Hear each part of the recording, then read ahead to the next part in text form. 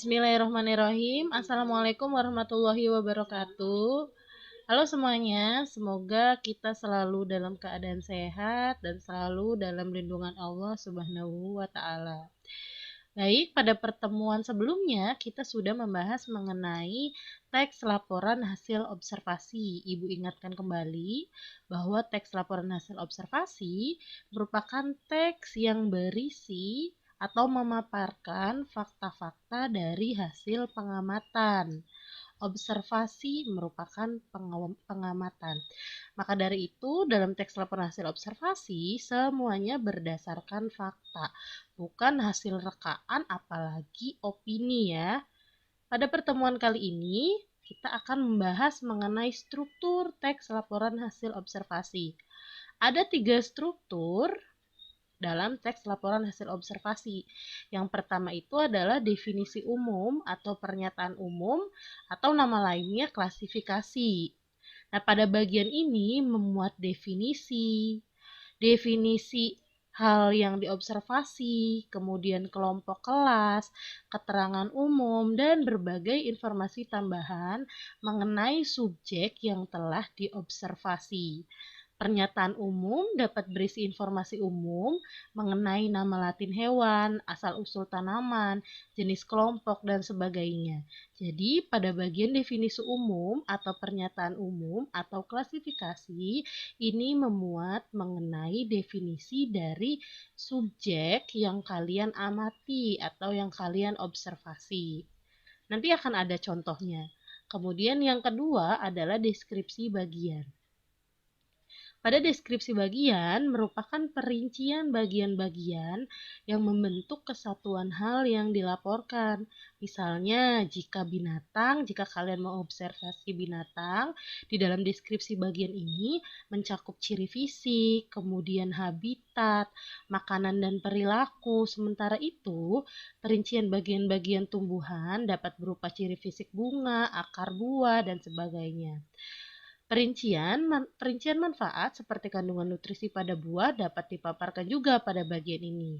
Jika yang dilaporkan berupa objek, maka deskripsi bagian berisi klasifikasi objek dari berbagai segi dan deskripsi manfaat suatu objek, hingga sifat-sifat khusus objek. Jadi kalau misalnya dalam definisi umum ini hanya memuat definisi atau hanya hal-hal yang umumnya saja yang dijelaskan mengenai objek yang kalian observasi, maka pada deskripsi bagian kalian jelaskan lebih khusus mengenai ciri fisiknya, habitatnya, kemudian makanan dan perilakunya. Ini hal-hal yang merupakan khusus. Kemudian yang terakhir yaitu deskripsi manfaat. Dalam deskripsi manfaat ini berisi manfaat objek yang diobservasi. Jika kalian mengobservasi tanaman, maka manfaat dari hasil observasi kalian itu apa? Oke, kita lihat ya langsung pada contoh analisis struktur teks laporan hasil observasi. Ini kalian perhatikan ada sebuah teks yang berjudul wayang.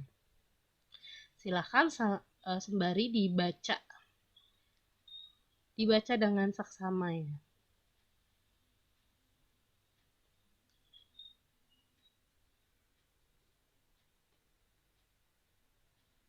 Baik, langsung kita ke analisisnya. Jadi di sini kita menganalisis 3 bagian atau 3 struktur dari teks laporan hasil observasi. Yang pertama adalah definisi umum atau pernyataan umum. Yang kedua definisi bagian, dan yang terakhir adalah definisi manfaat. Dari teks wayang di atas, definisi umumnya atau pernyataan umumnya ini bisa kita lihat ada pada paragraf yang berisi wayang adalah seni pertunjukan yang telah ditetapkan sebagai warisan budaya asli Indonesia. Kita lihat ya, ini ada di paragraf berapa. Nah, analisis tersebut ada pada paragraf pertama, wayang adalah seni pertunjukan yang telah ditetapkan sebagai warisan budaya asli. Mengapa paragraf pertama dikatakan definisi umum? Karena kita Perhatikan, definisi umum, pernyataan umum. Bagian ini memuat definisi. Di sini ada kata definisi, yaitu adalah kata definisi nanti masuk ke dalam ciri kebahasaan teks laporan hasil observasi. Jadi mudahnya ketika kalian mencari struktur definisi umum atau pernyataan umum, carilah paragraf yang memuat kata definisi. Wayang adalah seni pertunjukan. Ini kan merupakan definisi dari wayang. Maka paragraf 1 dikatakan dengan definisi umum. Selanjutnya, kita cari struktur deskripsi bagian. Kalau tadi paragraf 1 merupakan definisi umum karena memuat definisi dari objek yang diobservasi yaitu wayang, maka pada deskripsi bagian ini sudah menjelaskan secara khusus. Kan dalam pengertian deskripsi bagian di sini mencakup ciri fisik dan lain-lain ya. Kita lihat ya pada paragraf berapa yang memuat deskripsi bagian. Nah, di sini paragraf 2, para wali songo, penyebar agama Islam di Jawa, kemudian wayang kulit dilihat dari umur dan gaya pertunjukannya, paragraf 3, paragraf 4, sampai paragraf 7 itu merupakan deskripsi bagian. Mengapa? Karena dari paragraf 2 hingga paragraf 7 itu berisi mengenai tentang deskripsi masing-masing jenis wayang. Bisa kalian lihat pada teksnya.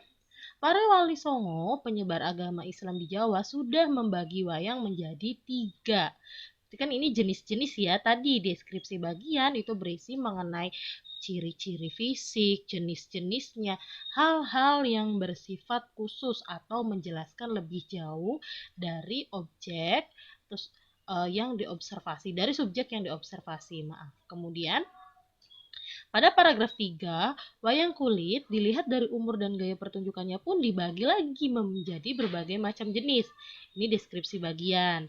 Wayang wong adalah salah satu pertunjukan wayang yang diperankan langsung oleh orang. Wayang orang dikenal di suku Banjar adalah wayang gung. Ini deskripsi bagian. Selanjutnya, jenis wayang yang lain adalah wayang golek. Ini masih menjelaskan mengenai jenis-jenisnya ya. Sampai ke paragraf 7, yaitu dalam versi lebih modern terdapat wayang motekar atau wayang plastik berwarna. Nah, ini masih merupakan deskripsi bagian.